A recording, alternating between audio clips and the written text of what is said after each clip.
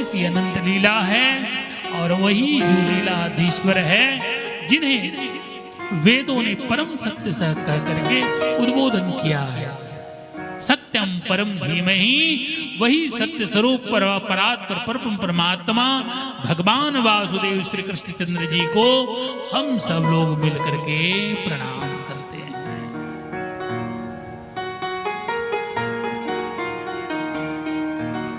यह जो श्रीमद् भागवत की कथा धर्म प्रोञ्जते कतो वत्र परमो निर्मत्सराणां सताम वेद्यं वास्तवम् अत्र वस्तु शिवदं तापत्रयोन्मूलनम्।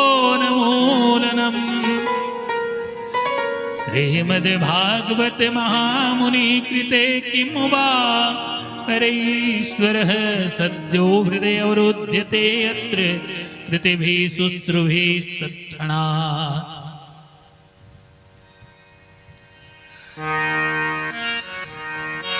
यह जो श्रीमद् भागवत है की जो कथा है किनको फलदायी है? जो निर्मत्सरा नाम सताम, जो भगवान की कथा को निर्मत्सर भाव से श्रवण करे, भगवान में किसी भी प्रकार की मत्सरता ना रखे, भगवान की कृपा पर भगवान की लीला पर किसी भी प्रकार का मत्सरता ना रखे। एक होता है मच्छर और एक होता है मत्सर, ये दोनों रात को सोने नहीं देते। याद करो, यदि रात में आप सोने जा रहे हो और मच्छर आपको काट ले तो कई लोग तो एक दो मच्छर के कारण ही रात रात भर जगते रहते हैं, और कई लोग ऐसे हैं कि बहुत ढेर सारे मच्छर काटते रहते हैं फिर भी सोते रहते हैं। कई लोग केवल एक ही मच्छर से परेशान होकर के रात रात भर जाग जाते हैं, और दूसरे को देखोगे तो कई एक मच्छर उसके अगल बगल में पूरा काटे जा रहा है। देखने वाले को बड़ा ताजुब लगता है कि ये सो कैसे रहा है। ऐसे ही यह भगवान की जो कथा है, ये दोनों चित्त को लगने नहीं देती। इसलिए भगवान की कथा को कैसे सुनना कि निर्मत्सराणाम सताम जो होकर के, क्योंकि यह जो श्रीमद् भागवत की कथा है परमहंसों की कथा है। जिनके मन को भगवान ने कर्षित नहीं किया है उनको कथा में आते ही नींद आने लगती है, और जिनको घर में अच्छा नींद ना आए उसे कथा में जरूर जाना चाहिए। कई लोग बोलते हैं कि मुझे नींद नहीं आ रही है, नींद नहीं आ रही है, उनको कथा में बैठा दो, उसे निश्चित तौर पे नींद आएगी। कई लोग होते हैं ना जो जैसे ही कथा में आए, अपना कथा क्या हुआ, बोले मैं तो जाते ही बढ़िया आराम लगा सो गए।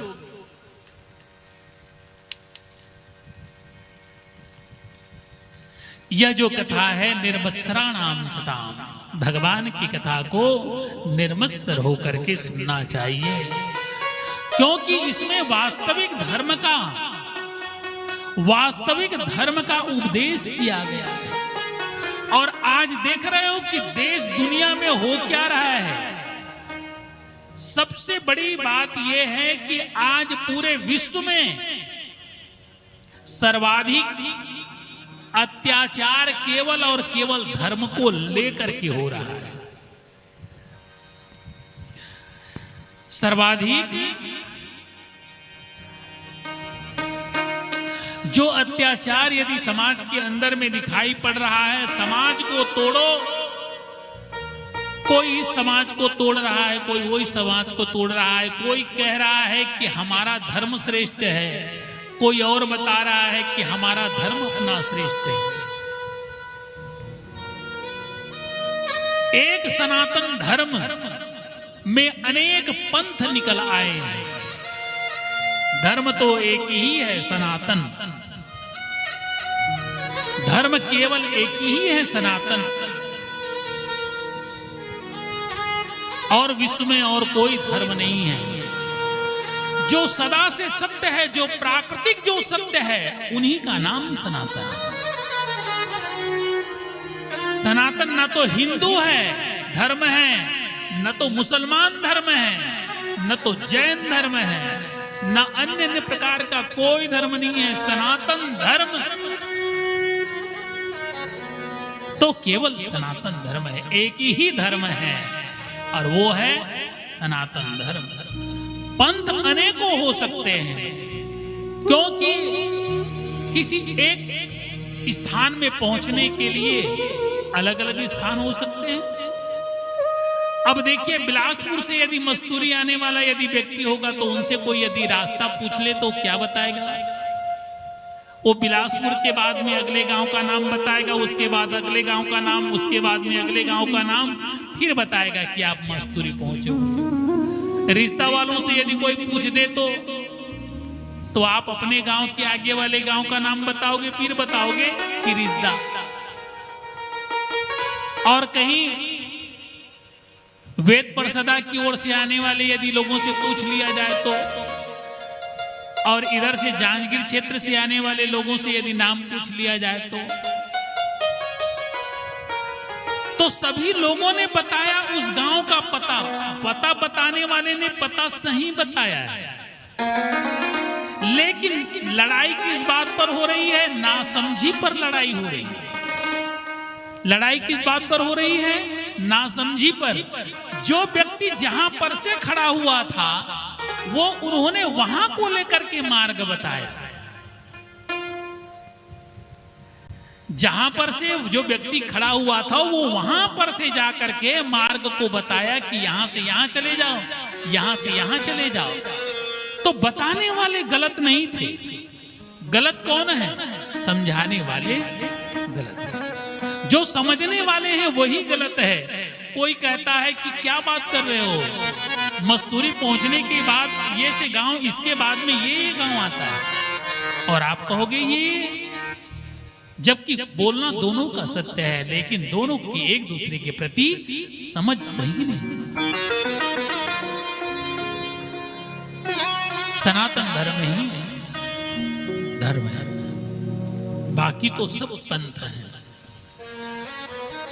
क्योंकि जो प्रकृति की जो सत्य है वही सनातन है, और जो सनातन धर्म का जो आचरण करता है वह व्यक्ति जीवन में स्वस्थ रहता है, मस्त रहता है, आनंदमय रहता है।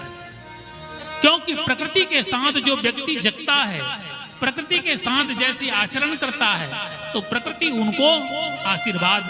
अब व्यक्ति रात में जगेगा और दिन में सोएगा तो क्या होगा? उनके चेहरे में कांति और बल बलिष्ठ सही होगा क्या? हमारे पुराने समय के लोगों को देखिए कि शाम के 7 बजते बजते भोजन कर लेते थे और 4 बजे सो करके उठते थे तो उनका शरीर बड़ा तंदुरुस्त हुआ करता था। और आज जीवनचर्या बदल गई है। लोग रात को 10 बजे खाना खा रहे हैं, 11 बजे खाना खा रहे हैं और 10 बजे तक दिन के सो रहे हैं। और उस व्यक्ति से यदि बोलोगे कि एक बोरी धान को उठा ले या चावल को हटा दे तो वो घर में किसी और को देखेगा कि थोड़ा सा एक तरफ को आप पकड़ो, एक तरफ को मैं पकड़ूं, तब जाकर के वो हटाएगा। नहीं, पहले के लोग तो एक एक बोरा धान को यहां से लेकर के वहां तक पटक आते थे। आदमी तो वही है, बल कहां चला गया? बल इसलिए चला गया क्योंकि ने आपने प्रकृति के विरुद्ध जो काम कर रहे हो। सुबह शाम की हवा और लाख रुपए की दवा, और हम लोग तो लाख रुपए की दवा को भुला गए हैं, दवाई को खाने में सब चक्कर कर रहे हैं, परंतु उससे भी कुछ होने वाला नहीं है। तो सनातन जो धर्म है वो प्राकृतिक धर्म है। जिस प्रकार से वर्षा ऋतु में बोई जाने वाली धान की फसल अच्छी पैदावार देती है, गर्मी के अभी बरसात के दिनों में बोई जाने वाली धान की फसल अच्छी फसल देगी, लेकिन वर्षा ऋतु में यदि आप धान बोते हो उस समय गेहूं बोने का है। और हमारे यहाँ किसान लोग आधा लोग क्या बोते हैं? गर्मी के धान, तो बीमारी ज्यादा आती है। बीमारी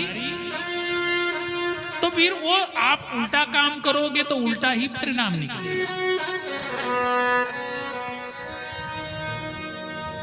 तो श्रीमद् भागवत कथा में जो धर्म जो बताया गया है, विशुद्ध धर्म का वर्णन हुआ है। निगम कल्पतरु गलितम फलम सुकुमुखादयमृत द्रव्य सयूतम पीबत भागवतम रसमालयम मुहुरहु रसिका भुवि भावुक। यह जो श्रीमद् भागवत की कथा है, जहां कहीं भी श्रवण करने को मिले तो निसंदेह सबे हरे काम को छोड़ करके कुछ न कुछ समय के लिए भगवान की कथा श्रवण करने के लिए जरूर समय निकालना चाहिए। क्योंकि यह जो श्रीमद् भागवत की कथा है, स्वर्गे सत्ये च कैलासे वैकुंठे नास्त्यम रसः अतः पिबन्तु सद्भाग्या मामा मुंजित करह चित्कागे। यह जो श्रीमद् भागवत की जो कथा है, ना तो स्वर्गलोक में है, ना विष्णु लोक में है, ना तो कैलाश में है। ये केवल और केवल कलिकाल में ही भूलोक में रहने वाले केवल व्यक्ति को ही यह श्रीमद् भागवत की कथा सुलभ है। प्यारी कथा नैमिषारण्य क्षेत्र में हुआ है। सौनकादिकों के बार बार पूछने पर आज भगवान श्री सूत जी ने सबको बताया और मनुष्य जीवन की महत्ता को बताया।